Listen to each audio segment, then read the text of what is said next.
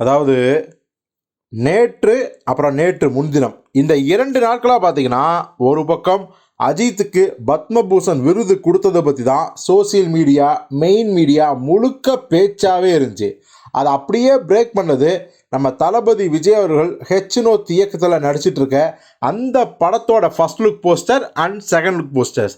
ஜனநாயகன் அப்படின்னு title வச்சதாலையும், second look போஸ்டரில் நம்ம எங்கள் வீட்டு பிள்ளை எம்ஜிஆர் ஸ்டைலில் நம்ம விஜய் அவர்கள் சாட்டையை எடுத்து சுழற்றுற மாதிரியும், கீழே நான் ஆணையிட்டால் அப்படிங்கிற அந்த கேப்ஷன் வச்சதாலையும் பார்த்தீங்கன்னா பயங்கரமாக பற்றிட்டு எரிய ஆரம்பிச்சுது. ஸோ ஒரு பக்கம் வந்து அஜித், இன்னொரு பக்கம் விஜய், இவங்க 2 பேரை பற்றி தான் சோசியல் மீடியா முழுக்க பேசிகிட்டு இருந்தாங்க.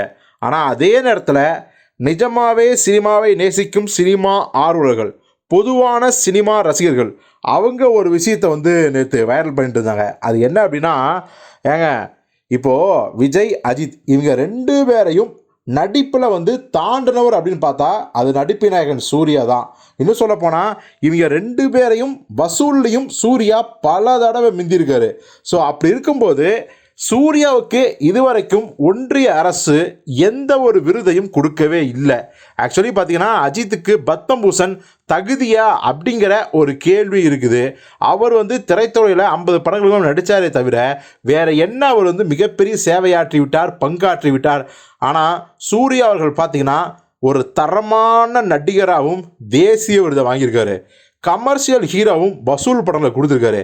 எல்லாத்துக்கும் மேலே 2D என்டர்டைன்மெண்ட் நிறுவனம் அப்படிங்கிற ஒரு நல்ல தயாரிப்பு கம்பெனியை ஆரம்பித்து நல்ல நல்ல தரமான படங்களை, சமூகத்துக்கு தேவையான படங்களை, ஜெய்பீம் மாதிரி, பசங்க 2 மாதிரி, மகளிர் மட்டும் மாதிரி, இந்த மாதிரியான படங்களை வந்து அழகாக தயாரித்து பங்காற்றிட்டு இருக்காரு.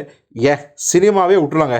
அகரம் ஃபவுண்டேஷன் அப்படிங்கிற அந்த ஃபவுண்டேஷன் ஆரம்பித்து எத்தனையோ பல்லாயிரக்கணக்கான ஏழை குழந்தைகளை இன்றைக்கி வளர்த்து ஆளாக்கி ஒவ்வொருத்தரும் IAS, IPS, IFSன்னு நிறைய அதிகாரிகளாக மாற்றிருக்காரு. நல்ல நல்ல பொசிஷனில் அவங்க இருக்காங்க.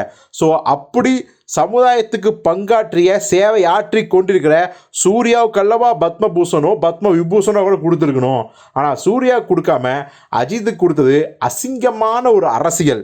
விஜயை எதிர்க்கிறதுக்காக, விஜயை வெறுப்பேற்றுவதற்காக, அஜித் ரசிகர்களை தங்கள் வசம் இழுப்பதற்காகவே வந்து பார்த்தீங்கன்னா ஒன்றிய அரசு பத்மபூஷன் கொடுத்துருக்கு அப்படின்னு சொல்கிறாங்க.